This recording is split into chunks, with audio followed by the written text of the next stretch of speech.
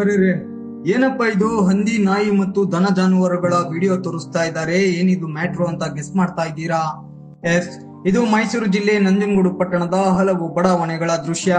ರಸ್ತೆಯಲ್ಲಿ ಆರಾಮಾಗಿ ಬಿಂದಾಸ್ ಆಗಿ ಮಲಗಿರುವ ದನಗಳು ಒಂದು ಕಡೆ ಆದ್ರೆ, ಹಿಂಡಾಗಿ ಓಡಾಡ್ತಿರೋ ಹಂದಿ ಮತ್ತು ನಾಯಿಗಳ ಕಾಟ ಮತ್ತೊಂದೆಡೆ. ದಕ್ಷಿಣ ಕಾಶಿ ಶ್ರೀಕಂಠೇಶ್ವರ ದೇವಸ್ಥಾನಕ್ಕೆ ಹೋಗುವ ರಸ್ತೆಯಲ್ಲಿ ಬಿಡಾಡಿ ದನಗಳ ಸಂಖ್ಯೆ ಹೆಚ್ಚುತ್ತಾ ಇದ್ದು, ರಸ್ತೆ ಮಧ್ಯೆ ಬಿಂದಾಸ್ ಆಗಿ ತಿರುಗ್ತಾ ಇವೆ. ಇನ್ನು ಹಲವು ಬಡಾವಣೆಗಳಲ್ಲಿ ನಾಯಿ ಮತ್ತು ಹಂದಿಗಳ ದರ್ಬಾರು ಕಡಿಮೆ ಇಲ್ಲ.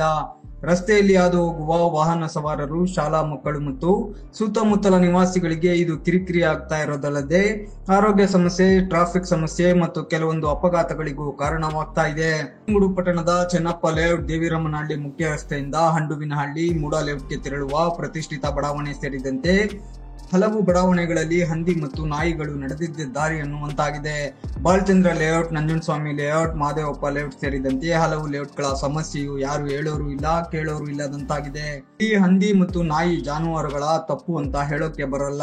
ನಮ್ಮ ನಾಳುವ ಅಧಿಕಾರಿಗಳ ಮತ್ತು ಜನಪ್ರತಿನಿಧಿಗಳ ನಿರ್ಲಕ್ಷ್ಯತನ ಎದ್ದು ಕಾಣ್ತಾ ಇದೆ.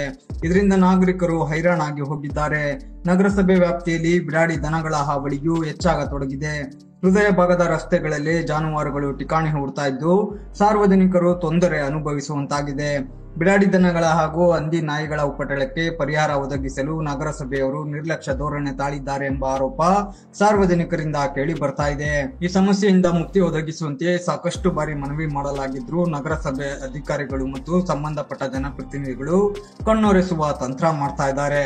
ಪರಿಣಾಮ ಬಿಡಾಡಿ ದನ, ಹಂದಿ, ನಾಯಿಗಳ ಸಂಖ್ಯೆ ದಿನದಿಂದ ದಿನಕ್ಕೆ ಹೆಚ್ಚುತ್ತಾ ಇದ್ದು ನಾನಾ ಸಮಸ್ಯೆಗಳಿಗೆ ಕಾರಣವಾಗಿದೆ. ದೇವಸ್ಥಾನದ ಪ್ರಮುಖ ರಸ್ತೆ, ಆರ್ಪಿ ರಸ್ತೆ, ಎಂಜಿ ರಸ್ತೆ ಸೇರಿದಂತೆ ನಂಜನಗೂಡು ಪಟ್ಟಣದ ಅನೇಕ ರಸ್ತೆಗಳಲ್ಲಿ ಈ ಸಮಸ್ಯೆ ತೀರಾ ವಿಪರೀತವಾಗಿದೆ. ಇಲ್ಲಿ ಪ್ರವಾಸಿಗರು, ಸ್ಥಳೀಯರು ಸೇರಿದಂತೆ ನೂರಾರು ವಾಹನ ಸಂಚರಿಸುತ್ತವೆ. ಶಾಲೆ, ಕಚೇರಿ ಇತ್ಯಾದಿ ಕೆಲಸ ಕಾರ್ಯಗಳಿಗೆ ತೆರಳುವ ಸಮಯ ಈ ರಸ್ತೆ ಸಾಕಷ್ಟು ಟ್ರಾಫಿಕ್ ನಿಂದ ಕೂಡಿರುತ್ತೆ. ಎಷ್ಟೇ ಹಾರನ್ ಮಾಡಿ, ಏನೇ ಸರ್ಕಸ್ ಮಾಡಿದ್ರೂ ರಸ್ತೆ ಮೇಲಿನ ಬಿಡಾಡಿ ದನಗಳು ಅತ್ತಿತ್ತ ಅಲುಗಾಡುವುದಿಲ್ಲ. ಇದರಿಂದ ಕೆಲಸ ಕಾರ್ಯ ಮತ್ತು ಮಕ್ಕಳು ಶಾಲೆಗೆ ಹೋಗುವ ಸಮಯದಲ್ಲಿ ಏರುಪೇರಾಗ್ತಾ ಇದೆ.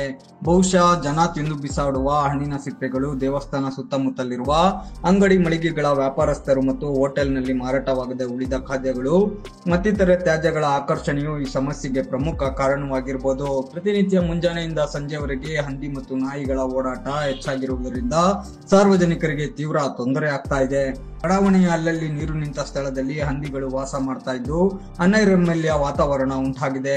ಕೆಲ ಒಳಚರಂಡಿಗೆ ಹಾಸು ಬಂಡೆಗಳನ್ನ ಅಳವಡಿಸದೇ ಇರುವುದರಿಂದ ಅಲ್ಲಿಯೂ ಹಂದಿಗಳ ಸಂಖ್ಯೆ ಹೆಚ್ಚುತ್ತಾ ಇದೆ. ಇದರಿಂದ ದುರ್ವಾಸನೆ ಕೂಡ ಹರಡಿದೆ. ನಾನಾ ರೋಗಗಳ ಭೀತಿ ಎದುರಾಗಿದೆ. ಸೊಳ್ಳೆಗಳ ಕಾಟವು ಹೆಚ್ಚಿದೆ. ಜನ ಸಾಂಕ್ರಾಮಿಕ ರೋಗಗಳಿಗೂ ತುತ್ತಾಗಬೇಕಾದ ಅನಿವಾರ್ಯತೆ ಎದುರಾಗಿದೆ. ಸಣ್ಣ ಮಕ್ಕಳು ಮತ್ತು ವಯಸ್ಸಾದವರು ಒಬ್ಬೊಬ್ಬರೇ ತಿರುಗಾಡದಂತಹ ಪರಿಸ್ಥಿತಿ ನಿರ್ಮಾಣವಾಗಿದೆ. ಪಟ್ಟಣದ ಹಲವು ಬಡಾವಣೆಗಳಲ್ಲಿ ನಾಯಿ, ಹಂದಿ, ಬಿಡಾಡಿ ದನಗಳ ಹಾವಳಿ ಮಿತಿಮೀರಿದ್ದು ಈ ಸಮಸ್ಯೆಗಳಿಗೆ ಯಾವಾಗ ಪರಿಹಾರ ಅನ್ನೋದು ಯಕ್ಷ ಪ್ರಶ್ನೆಯಾಗಿದೆ.